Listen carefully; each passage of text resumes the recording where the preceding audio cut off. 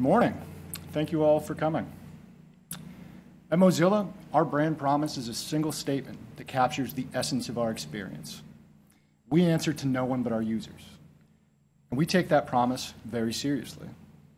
We aren't just building products for the people here in this room. We're building products for all of our users, all over the world. In fact, anyone that has heard Chris Beard speak recently knows that we are committed to being a data-driven and user-centric organization. So let that sink in for just a second. I said data and users in the same sentence. They're not mutually exclusive. We can know more about our users. We can know when fast is fast enough. We can know if we are truly delighting our users on a daily basis. Our users will tell us everything that we need to know. We just have to ask the right questions, and we have to be willing to listen. Unfortunately, it's not an easy task. So today, I'd like to introduce Frances Haugen, who is an industry expert in using data to understand users. She's going to tell us a little bit about some of the pitfalls and challenges that people run into along the way, and hopefully we can incorporate some of this into our daily activities. So everybody please give a big round of applause for Frances.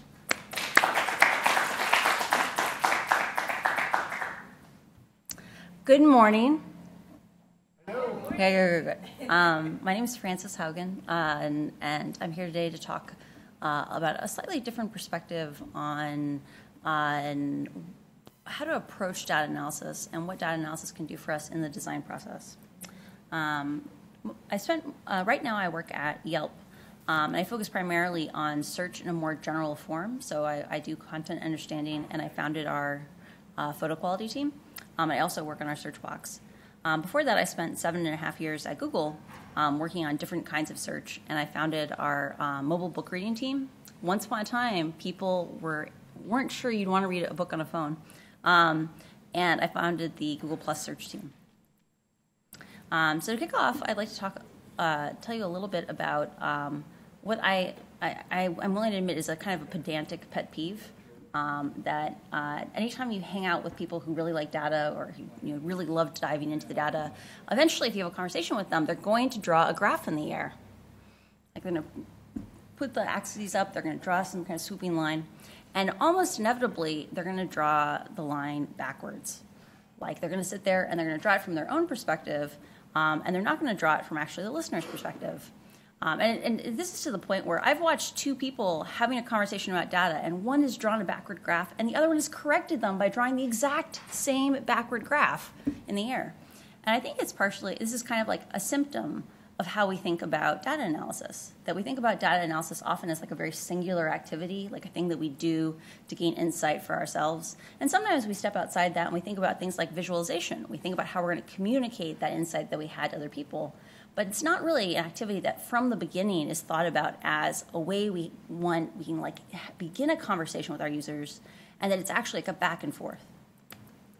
Data is a conduit for understanding and connection. So I always like to think that clip art has truth in it. Like if you want to like understand a concept, you should go to Google Images and you should put that in, and like whatever comes out, that's the truth. That's like the gestalt meaning in humanity. And I think the part of the reason why data gets such a bad rap is that it is an incredibly powerful tool for management, but that often that can kind of suck the beauty out of the activity. I think the reason why data is so important, though, is we live in very isolated contexts. Like the experience that we experience is our own personal subjective one of the world. And, people, starting now, 10 years ago, 15 years, started saying, no, go talk to your friends and family, right? Like tech people need to be aware that like their experience is not a typical experience.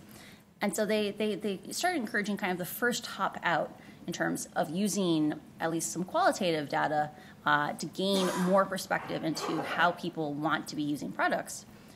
But there's a much, much broader horizon for that, because that context around us is still not representative.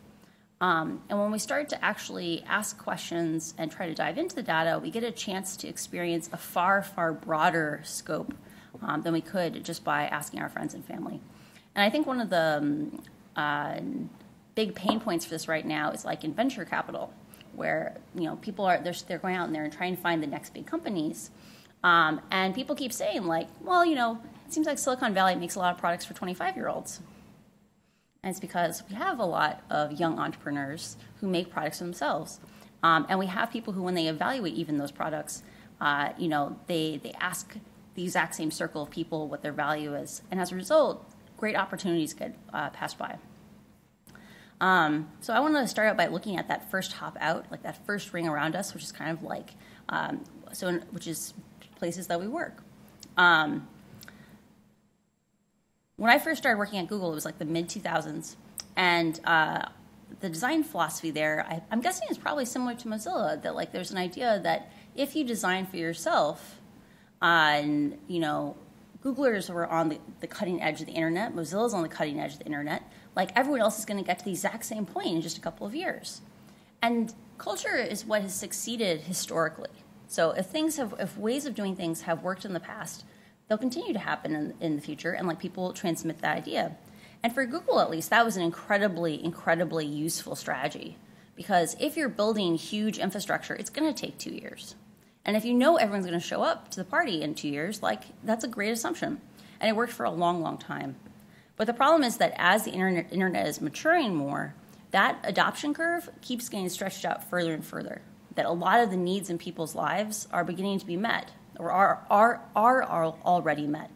And if you're working on the assumption that you're going to be able to have that much adoption just by designing for yourself, and you end up seeing this kind of adoption, that can be incredibly discouraging. And I think the key insight here is not that was the wrong thing. It's that we have to start looking at hints that we have to find these early adopters, like the people who are still further on the leading edge, but are further away from ourselves, because we're just not going to get, people aren't going to show up if we only design for ourselves. To give you another example of how that kind of cultural thing can foreclose how we think about problems, when I worked on search, I worked on Google Books for a long time. And one of the things that we were always thinking about was like, how can we make Google Books more relevant to more people? And so I was doing some searches on normal, like Google web search, and or some queries. And one of the things I found was if you looked at single-day active users, so not even people who didn't search today, so there's far more people who didn't search at all today, but rather if you looked just at the people who searched today, the vast majority of them searched like once or twice. And this notion, like when I would walk around with this graph, like I would walk around with my laptop, I would show it to people, I'd be like, this graph is amazing. And people would be like, how is that possible? Like, how do you only search once? Like, don't you like learn things from the results and then you change your query? Like, how is that even possible? And if you work from that perspective, where you question, where even when you're presented with quantitative descriptions of how your users are using your product, and you're not willing to bridge that gap between like your own personal experience of it and what they are, suddenly you can't have a discussion about how do you make Google more useful to the median user, because you can't even get over that conceptual hump. So data can be very liberating in that regard. Another example of how culture can get kind of baked in is metrics are incredibly powerful, and they can do amazing things organizationally. For example, like I think one of the greatest contributions that Amit Singhal, the VP of Search, or maybe he's the president of Search now at Google, did was he started doing weekly, ongoing tracking metrics. So people don't remember every interaction. They remember the outliers. So way back in the day, I think like late 90s, Google actually had very similar search quality to other things that were on the market for most queries that people did. But for those kind of like longer tail queries or those really hard queries, Google could actually get you the thing that you wanted. And people didn't remember the 95% of the queries they did. They remembered that 5% or that 1% and the magical feeling of finding it. Like, I hate the word search, because like no one wants to search. People want to find, you know? So Amit had a really good insight, which is that kind of awareness goes both ways. That if you're working on something like a search product, people pay a lot, inside the company will pay a lot of attention to the defects. They'll remember all those queries that you did wrong. And if you don't have an ongoing tracking metric, you end up fighting fires all the time instead of being able to do longer term projects, instead of like executing on your plan. The downside, though, is that you can institutionalize design assumptions that can keep you from being able to explore other ways of approaching your problem. So, for example, at Google, like 2 of the most important metrics on search are time to first click, like how quickly can we get someone away from Google, and precision at 5. Can we get the best answer in the top 5 results? And the only problem with this is that it bakes in assumptions around things like the most important thing we can do is have basically a transactional product. You know, we're getting people in, we're getting people out. Or the idea that there is a singular answer, right? Like, let's say I'm searching for, gluten-free restaurants in San Francisco. You can give me the definitive one, but in reality, I actually care more about the one that's near me, right? It bakes in things that keep you from being able to actually solve other problems.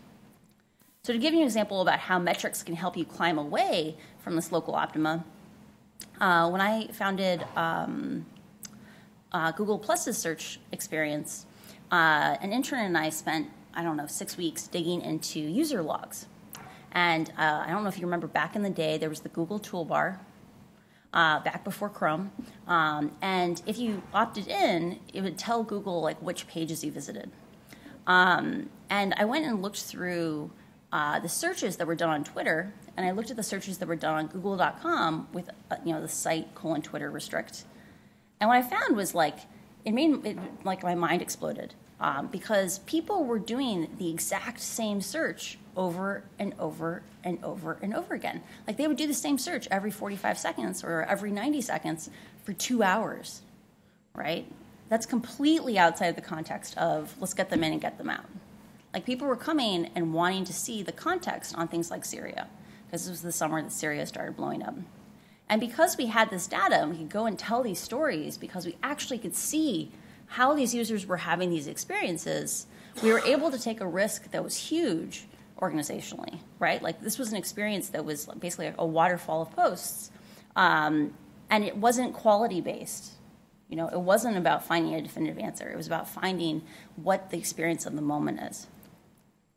Another example of how data can help you reground your products in the actual experiences of your users is I was working on a product that never launched on Google Plus that was around trying to create more value and meaning for users out of their photos. So basically, many people at Google have been on interesting trips. Maybe they've gone to Europe for 2 weeks. Maybe they've gone to Thailand for 2 weeks. Maybe they've gone somewhere for months. And they come back with thousands of photos. And a very common experience is people are like, I have these thousands of photos that I lovingly took, and I'm never going to show them to anyone because I can't bring myself to spend the time to actually filter through them. And so we were going to make something that would synthesize this into a nice thing, and you'd want to share it. And several weeks into this process, we started asking the question, well, how representative is this? Do people really go on these trips? And so I went on Mechanical Turk, and I asked a really simple question, which was, I was like, tell me a little bit about the last vacation you went on. And I spent literally $5. I paid 5 cents a response. People will write you a paragraph for 5 cents. It's amazing. And there's good papers on how the people who respond to Mechanical Turk are still representative of internet users in the United States. And the thing that we found was people were not going to Thailand for 3 weeks. They were driving maybe a couple hours to the local national park and going camping. Or they were driving and seeing a family member, or going to the Wisconsin Dells, which if there are any Midwesterners in the room, they'll understand this is funny. Thank you. It's okay. I'm from. Yeah, I'm glad I got to bring a little bit of the Midwest to you. So the people were having these experiences, and if we had finished building out this product, it would have been very well loved by a certain slice of Silicon Valley, but it wouldn't have had the impact that it could have had. So I always like to, after that experience, I always like to do a quick check on myself, which is I always like to ask the question, to enjoy your product or experience that you're building, do you need money? Do you need time? Is this a thing where people need to have persistence and dig in, or they need to get used to it? Do you need to have a college education? Like, one of the things I realized on books was most people don't read any books. And a surprisingly large fraction of the population in the US, at least, if you told them the answer to your question is in this book, can you find it? They still couldn't do that, because being able to do things like use an index or navigate a table of contents or even scan a page or scan a chapter are all really hard skills. And we forget that because, I'm guessing most people in this room went to college, and we hang out with other people who have similar educational backgrounds. And so it's always important to remember, there may be different approaches to complexity or like willingnesses to engage with complexity. Another is friends. A huge fraction of Facebook users think they have no friends on Facebook, or that their friends never use Facebook, because the vast majority of users don't post content. And often, at least in older populations, that means you might have a whole little mini network of people who don't post content. And those numbers are huge. It's like 25% of Facebook users. And energy. This is another thing that we forget. Like, the more friction you have in your experience, the more people you're going to eliminate, just because it takes energy to actually be able to engage with it. Oh, I forgot to fix this slide. So I worked on, or I did a little side project with a friend where they were trying to start what's the one called in San Francisco? Tech Shop. They're trying to start a thing like Tech Shop, like a co-working maker space that had cool equipment. And they wanted to call it Artisans Asylum. And I was trying to convince them this was not necessarily the best name, especially if they were trying to reach out to like the general public. And we kept going back and forth because to them it was obvious that the word asylum was like, it's like sanctuary, it's like Quasimodo and Notre Dame, like this is your asylum. And also the word artisan, like artisan is actually quite an exclusive word, but that I didn't actually tackle that one. And so I went and posted again to Mechanical Turk, and I asked, what do you think when you hear these words? Like, what does this word mean to you? And it's much easier to have a conversation about what is the common interpretation of something when you even have a tiny bit of data. Like, it helps you move away from your own personal context on something or attachment to it and get a little more detachment. And then my second to last concept, and this is something I've only started thinking about in the last year or so, is the idea that we can actually make design decisions to solicit user insight, or to like allow users to communicate to us what matters to them. So for example, on Yelp today, there is kind of two dominant UIs for search. There's like a list view and there's a map view. And people have tried to advocate in the past that there should be a combination map list view. So if you go and use DuckDuckGo or use Facebook Maps, or I think maybe Apple Maps, I don't know, I have an Android phone, you'll see UIs like this. But because this was so controversial, moving away from this model was so controversial inside of Yelp, the only place in the app that has this kind of screen, it has three states. It has this one where the map is way too small to use. It has a second one, which is identical to this, and has a third state that's identical to this. And when this experiment was rolled out, certain camps thought it proved that people didn't want a combination map and list view because, no one interacted with the map. But no one asked the question, why did we make the map so small? And it's because it was a risky concept internal to ourselves.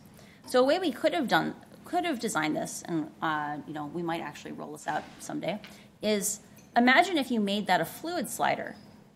So now your data that you're collecting isn't did people touch the map, or did people expand the map to the full size? It's did they move the map a little down or a little up, or maybe a lot down? Now you have a much richer kind of data. It's not a single outcome. It's like actually kind of seeing where is the distribution of people. I think in terms of trying to gain empathy for experiences, it's like that histogram I showed you of how like people search. Histograms are incredibly important because users are continuums. They're not binary camps as a general rule. And if you can find ways like this where you can actually help your users give you more continuous data, you can have a lot more interesting discussions. So in closing, I'll tell you a story about my favorite thing I killed. Like as a PM, I hope I kill as many features in my life as I create, because the way you have truly wonderful products is they're simple and they're just what you need.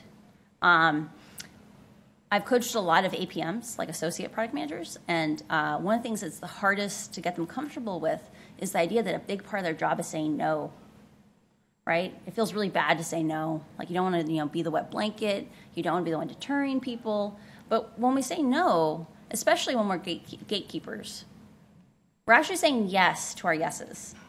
And that's how you have to think about it. You have to say, like, when I say yes, it means something. And the only way I can do that is by having some boundaries and saying no, like, actually a lot of the time. So when I worked on Google+, there used to be this product called Sparks. I don't know if any of you remember Sparks. I bet you don't, because no one used it. But it was one of, like, the core, like, 6 parts of Google+ when it launched. And it was supposed to be, like, RSS 2.0. So it was, like, supposed to bring RSS to, like, the masses. You could just have an interest. You didn't have to know about RSS feeds. And it just didn't work as a concept. Like, there were a lot of issues with it. And when we killed it, and, like, over time Google+ has actually simplified more and more. It's allowed them to focus on the parts that people really do love. Like, a remarkable number of people use Hangouts or use Messenger, and they use it a lot.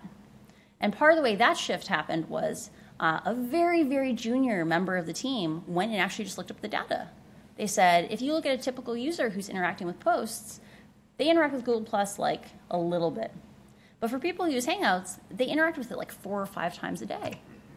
Right? The greatest feature in any product is other people. Or at least people you want to hang out with. Not all people are the same. And so, yeah, that's my insight in closing is it feels great. It feels great to work on things that people really love. And the way you're going to build things that people really love is by trying things and feeling okay about trying things, because when you do make something that didn't work out, you can stop doing it. And that will set you free. And I hope you build wonderful things, because I love using your products. So.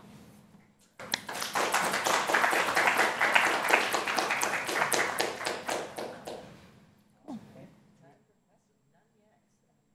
Questions from the room? Sure. Speaking to the mic. Yeah.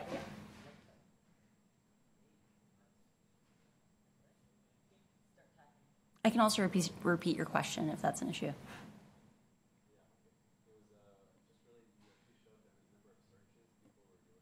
Mm-hmm. Oh, it's because that's a great question. So the dominant, he asked. He asked, how do people only search once or twice? Like, how is that even a use case? And it's because even before Chrome started like auto-completing people's searches, like if you did one, it automatically did a search, people would still go to Google. Actually, this is a fun riddle. What is Google's most common search query? No. Close. It's F. And it's because so many people have searched F and then clicked on Facebook that, like, Google knows F means Facebook. So literally the most common query is F. And it's because a lot of people use Google as like an app launcher, for the web. And even before they built that feature into Chrome. So that's how they search once.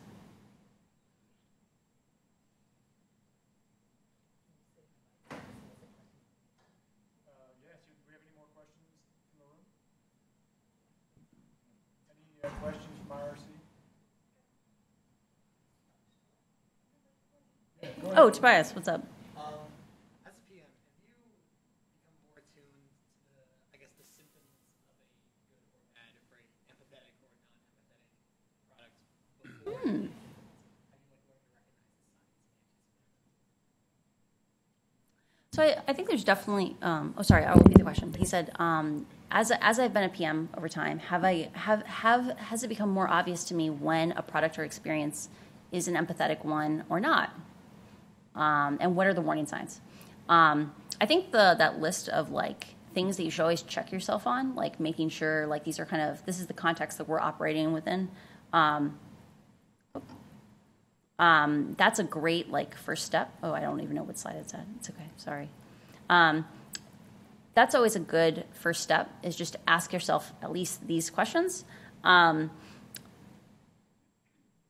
Another is that I've gotten better at being able to see, like, how can you have that conversation with your users, right? It's not just about number of searches done. It's about, like, how does the mouse move, right? Like, there's little things like that where, like, if you start thinking about, like, if we want to know if a user is confused, like, mouse position tracks with eye position. Like, they've done a bunch of research on this. You know, even watching how the mouse wanders will let you, or, like, the cursor wanders, gives you a hint of how people are confused. When people are willing to have those discussions before a product launches, that's a really good sign. Like, that's going to, just that alone makes it a lot more likely. And I think beyond that, products that have friction, I think, usually overestimate their own value. That, you know, anytime that your rationale is it's okay for this process to have lots of friction because we're so great and, like, people will want to go through it, I encourage you to carefully think about that assumption. We get a question from IRC, and you touched on it a little bit.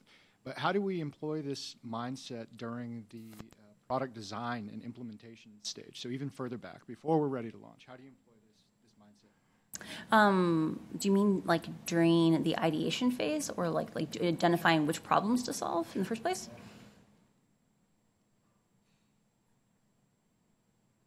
I really like to go talk to actual users.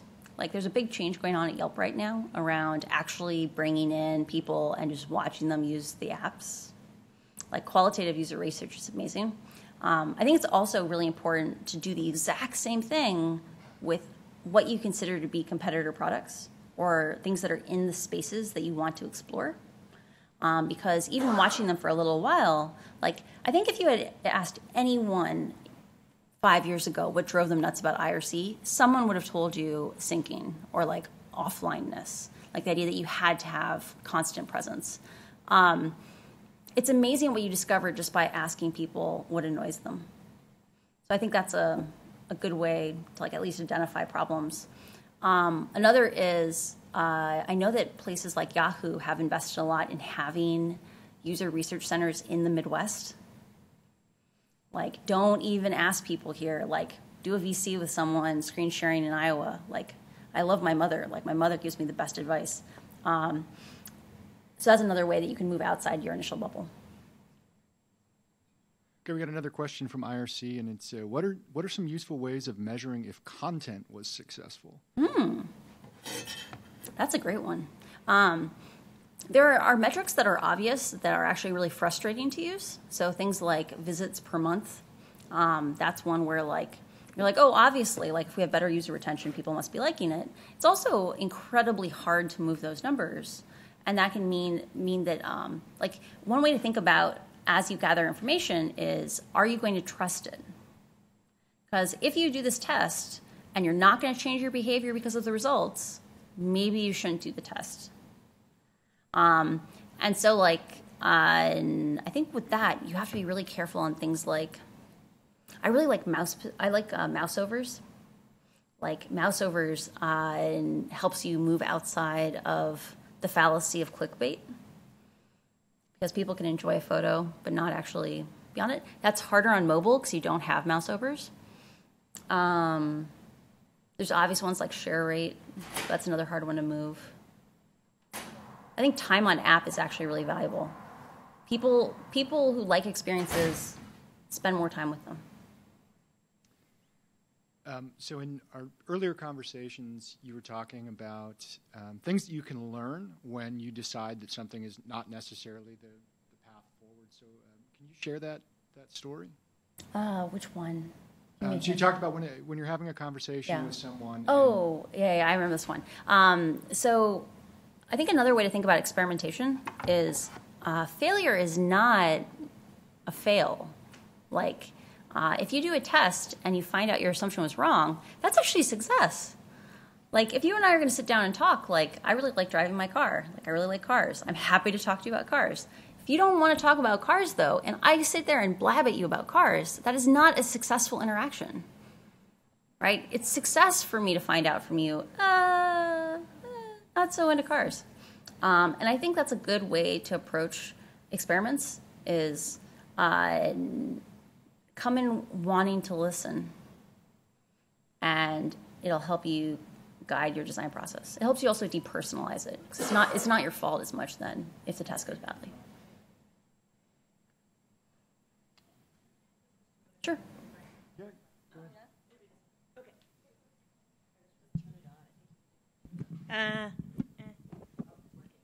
Okay. So when I was trained in user research stuff as a product manager to think about data and empathy, we always did the whole personas and user personas thing. Do you ever try to track data by that sort of slice? Do you find that useful? It can be good. So what I recommend on that one is the first big chunk of code I ever wrote, or like first chunk of code that I checked in, because I'm a product manager. Like I was an analog EE by training, which is I think part of the reason why I love thinking about data is because it's all filters. I wrote an analysis library, and part of that is you can then classify users. Because the only way that you can actually start splitting your metrics by persona is if you have a way of doing classification. I think that's incredibly valuable. Like if you can do a classifier that you feel confident in, you should do it. Because like for example, at Yelp, like for our growth stuff, we actively split the metrics by new users versus older users, because there's a lot of institutional memory in the community that has used Yelp. And many of the features that help people actually onboard or engage with it, we get negative feedback from our more veteran users.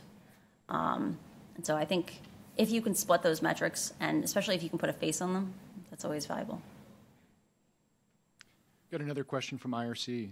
So do you think that we should block or delay a launch of a product or a feature if we aren't confident that we're going to get actionable data back on how the user experiences that?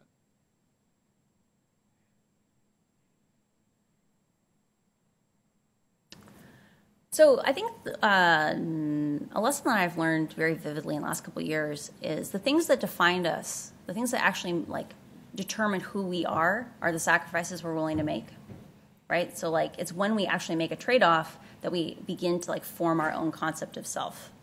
And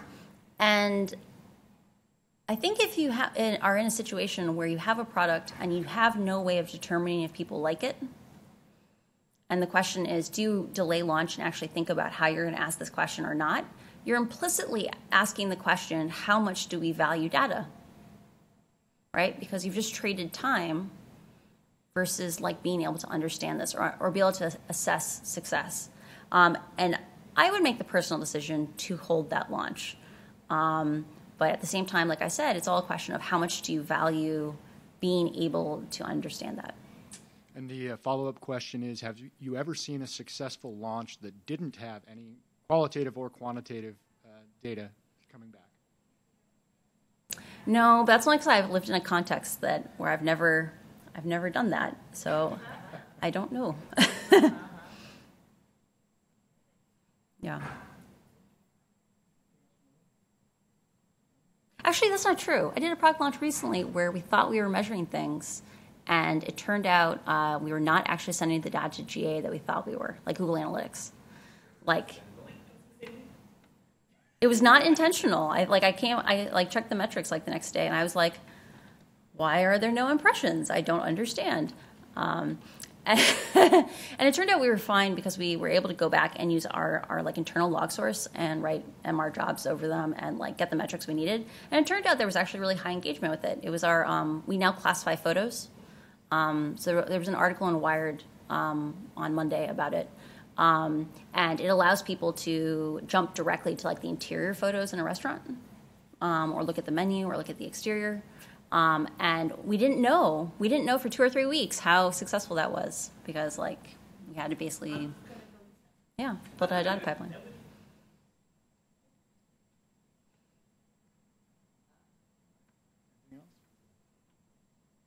Cool. Great.